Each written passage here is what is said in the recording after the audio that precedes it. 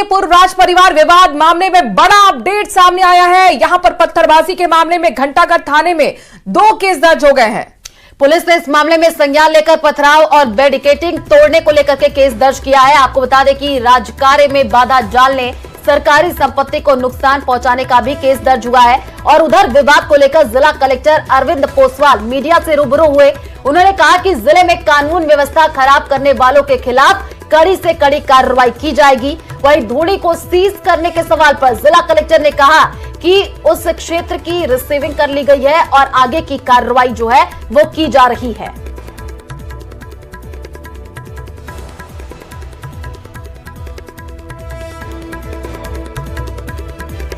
तो ये बड़ी जानकारी आपको दे रहे हैं। आपको बता दें कि इस पूरे मामले में बड़ी अपडेट भी निकल करके सामने आई है। पत्थरबाजी के बाद घंटाघर थाने में 2 केस दर्ज कर लिया गया है। अब इस पूरे मामले की जांच और भी ज्यादा तेज कर ली गई है।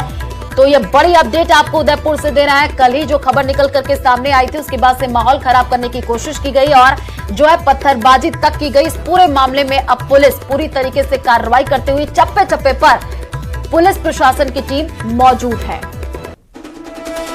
वो काफी किया नहीं है, उनकी तरफ से तो एक कमजोरी नजर आई है, क्योंकि कानूनी तरीके से, सामाजिक तरीके से, परंपरा तरीके से आप किसी भी नजरिए से देखें तो ये सिर्फ एक दर्शन की बात थी और मेरा हक भी है वहां जाके दर्शन करना। और प्रशासन मेरे हक को कायम नहीं रख पाए और अंत में जैसे आप सब लोग, काफी लोग थे रात को, जैसे हम सब लोग वहाँ इकट्ठा हुए थे दर्शन के लिए और फिर वो अंदर से पथराव भी हुआ। फिर भी प्रशासन ने पथराव के खिलाफ अभी तक, मेरी जानकारी में है कि अभी तक तो उन्होंने कुछ नहीं किया इसके लिए भी। और जहाँ तक अंदर जाने की बात थी दर्शन के लिए, वो ऐसे ही कह रहे थे कि हम गेट कैसे खोलेंगे। तो अभी जो है उन्होंने नोटिस, कल रात को नोटिस दिया है कि सेक्शन 145 के तहत उस प्रॉपर्टी को सीज करने।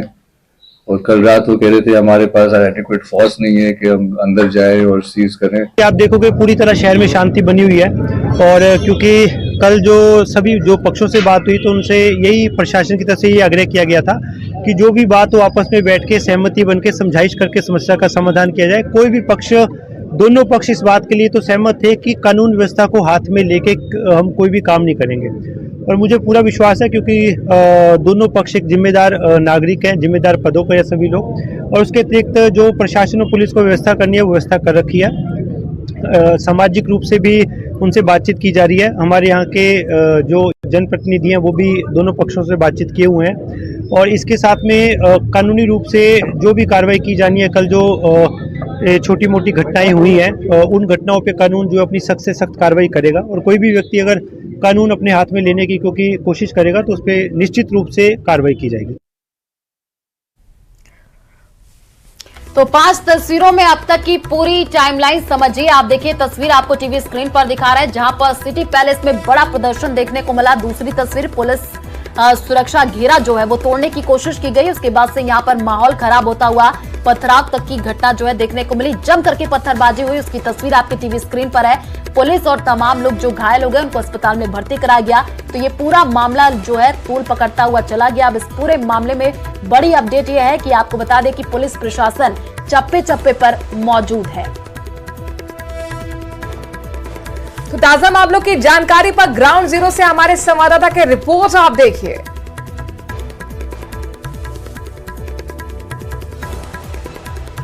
राज परिवार के संपत्ति विवाद के चलते तनाव लगातार बना हुआ है और जो रास्ता जगदीश मंदिर से सिटी पैलेस की ओर जाता है उस रास्ते पर कड़ी सुरक्षा व्यवस्था की गई है, बैरिकेडिंग लगाई गई है, उसे बढ़ा दिया गया और जाब्ता बढ़ाया गया। आप देखिए कि हर लेयर पर, हर जगह जो है 3 लेयर में बैरिकेड लगाए गए ताकि किसी भी तरह से कोई भी व्यक्ति जो कि अनाधिकृत रूप से अंदर प्रवेश करना चाहे भीड़ के रूप में, उन्हें रोका जा सके। और भी जो रास्ते हैं जो कि सिटी पैलेस के इस मुख्य मार्ग की तरफ आते हैं उन सारे रास्तों पर बैरिकेड लगाकर उन्हें बंद कर दिया है। और जो पुलिस की जो टीम है वो टीमें जगह जगह पर तैनात की गई। इसके अलावा मैं आपको सिटी पैलेस का वो द्वार भी दिखाऊंगा। आप देखिए कि ये सिटी पैलेस का मुख्य द्वार है, जहां पर कल सबसे ज्यादा उपद्रव देखने को मिला था, सबसे ज्यादा तनाव यहाँ देखने को मिला था, क्योंकि इसी जगह से भीड़ आक्रोशित होते हुए सिटी पैलेस के मुख्य द्वार तक पहुंच गई थी। उस द्वार पर पहुंचने के बाद में भीड़ में से कुछ लोगों ने पैलेस की दीवारों पर चढ़ना शुरू कर दिया, दरवाजे को तोड़ने की कोशिश करना शुरू कर दिया था। उसके बाद जब 3-4 लोग पैलेस की दीवार पर चढ़ गए तो पैलेस के अंदर जो लोग मौजूद थे वहां से अचानक बड़े बड़े पत्थर जो है वो दीवारों से बाहर आने लगे, और जब अंदर से पथराव शुरू हुआ तो बाहर से भी जो लोग मौजूद थे उन्होंने पैलेस के अंदर जमकर पत्थर फेंके थे। उस समय बेहद तनावपूर्ण स्थिति हो गई। इस बीच में जिला कलेक्टर द्वारा यह आदेश जारी किया गया कि जिस स्थान को, जिस धुनी दर्शन वाले स्थान जो जिसको लेकर विवाद चल रहा है उस स्थान को अधिग्रहित किया जाएगा। आप देखिए वो नोटिस, मैं चाहूंगा कि थोड़ा हम जूम करके उस नोटिस को दिखाने की कोशिश करें।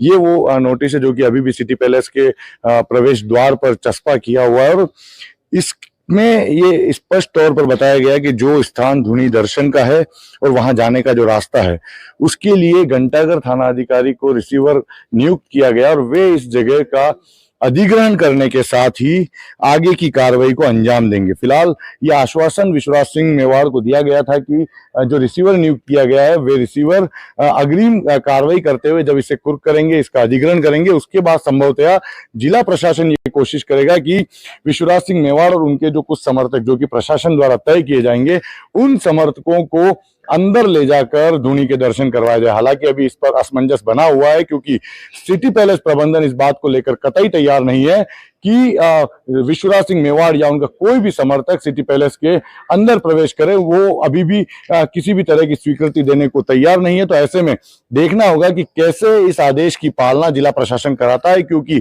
24 घंटे की मोहलत जिला प्रशासन द्वारा सिटी पैलेस प्रबंधन को दी गई थी कि कल जिस तरह का घटनाक्रम हुआ और जो नोटिस दिया गया उसके एवज में सिटी पैलेस प्रबंधन को जवाब देना है।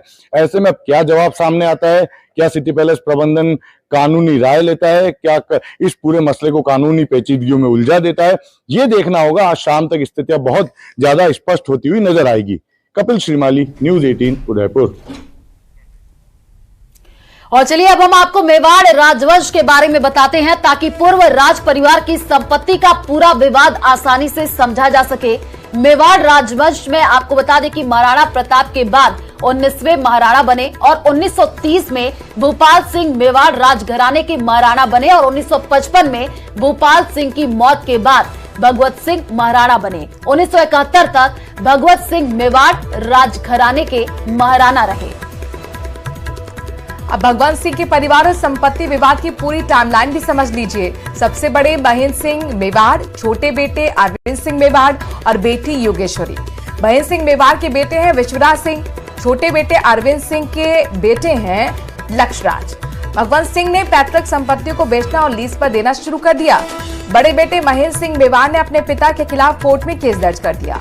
पैतृक संपत्तियों को हिंदू उत्तराधिकार कानून के तहत बराबर बांटने की मांग हुई। ग्रुप ऑफ प्रोमोजोनिचर एक्ट में नियम था कि सारी संपत्ति के साथ बड़ा बेटा राजा बनेगा। भगवंत सिंह बड़े बेटे महेंद्र सिंह से नाराज थे, इसलिए छोटे बेटे अरविंद को उत्तराधिकारी चाहते थे। कोर्ट में भगवंत सिंह ने जवाब दिया कि सभी संपत्ति का हिस्सा नहीं हो सकता है, ये अविभाजनीय है। भगवंत सिंह ने 15 मई 1984 को वसीयत पे संपत्तियों का एग्जीक्यूटर छोटे बेटे अरविंद को बना दिया। इससे पहले भगवंत सिंह ने महेंद्र सिंह मेवाड़ को ट्रस्ट और संपत्ति से बाहर कर दिया था। 3 नवंबर 1984 को भगवंत सिंह के निधन के बाद सामंतों ने महेंद्र सिंह को महाराणा घोषित किया, और तब से मेवाड़ में महेंद्र सिंह और अरविंद सिंह दोनों खुद को महाराणा मानते हुए आए हैं। और खबर डिडवाना से